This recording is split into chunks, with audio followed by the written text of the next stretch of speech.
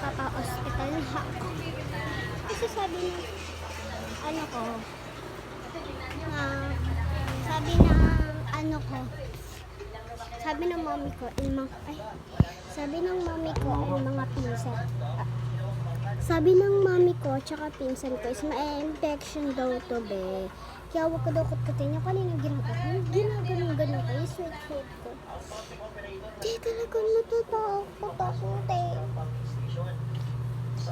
Kaya be, tulungan niyo naman ako, te. Kasi, paano to, be? Tulungan niyo ako kasi may naiwan na tibo pa. Kaso di na. Pero sabi rin nila ko, okay na daw.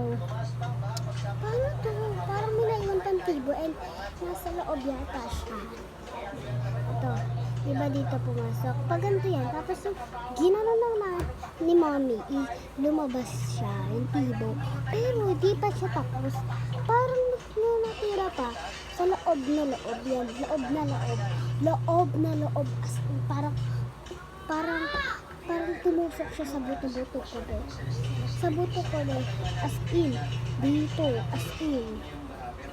Pero, be, tulungan niyo naman ako, be. Para mahis ako. Ayoko pa naman magkaroon ng problema. Tapos na alam ko, sabi din pala ng ano ko, ng pinsan ko, be. Kasi infection to, be. Infection kasi yung pinsan ko dito. Kasi natibo lang siya, be. Pina-hospital ko.